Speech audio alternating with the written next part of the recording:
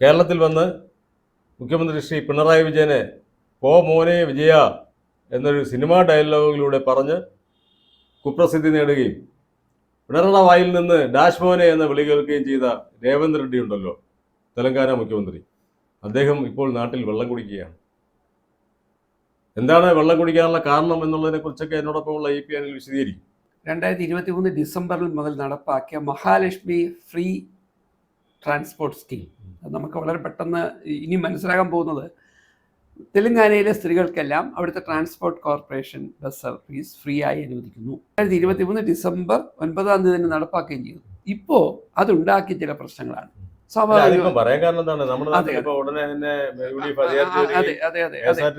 സൗജന്യ യാത്ര അനുവദിക്കുകയും ചെയ്യുമ്പോൾ ഇവിടെ ഇങ്ങനെ ഉണ്ടാകുമോ? അല്ലെ, വാക്ക് കൊടുത്ത ചെയ്യാതിരിക്കും. പിന്നെ ഗ്യാരണ്ടി കൊടുത്താൽ കൊടുക്കാതിരിക്കാൻ നോക്കില്ലല്ലോ. അത് മാത്രമല്ല, നാട്ടുകാർ വെറുതെ വിടില്ല. അതിൽ കോൺഗ്രസ്സുകാരായാലും വെറുതെ വിടില്ല. നമുക്ക് കേരളത്തിലെ ട്രാൻസ്പോർട്ട് സർവീസിൽ സ്ത്രീകൾക്ക് സൗജന്യ യാത്ര കൊടുക്കണമേ എന്നാരും അഭ്യർത്ഥിച്ചതല്ല. ശ്രീ രാഹുൽ ഗാന്ധിക്ക് നാട്ടിൽ വന്നിട്ട് വളരെ പ്രധാനമായി പ്രഖ്യാപിച്ച ഒരു കാര്യമാണ്. രാഹുൽ ഗാന്ധിക്ക് നടപ്പാക്കിയില്ലെങ്കിൽ കേരളത്തിൽ വരാൻ പറ്റുമോ? ഒരിക്കലില്ല. അത് വളരെ ബുദ്ധിമുട്ടാണ്. അത് വരട്ടെ. ഇപ്പൊ ഇവിടെ ഈ കഥകൾ കേൾക്കുമ്പോഴാണ് അതിലേക്ക് നമ്മൾ ഉത്കണ്ഠ ഉണ്ടാക്കുന്നത്. അതെ, കർണാടകത്തിൽ സംഭവിച്ചുകൊണ്ടിരുന്നത് അതിനേക്കാൾ രൂക്ഷമായി തെലങ്കാനയിൽ സംഭവിച്ചു. ഇതാണ് സംഭവം.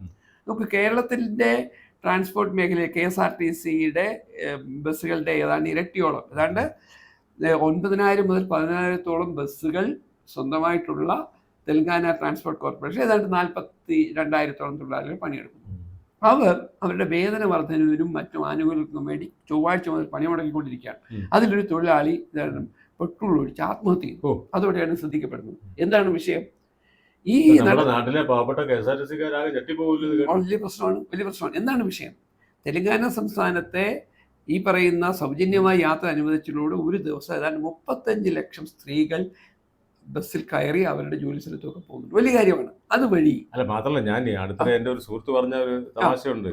ഈ മാസത്തിലൊരു ദിവസം അമ്പലത്തിൽ പോകുന്ന സ്ത്രീകളുണ്ട്. അവർ ഇനി എല്ലാ ആഴ്ചയിലും അമ്പലത്തിൽ പോകും. പുറകെ കഴിയുമ്പോഴത്തേക്ക് അവർ എല്ലാ ദിവസവും അമ്പലത്തിൽ പോകും.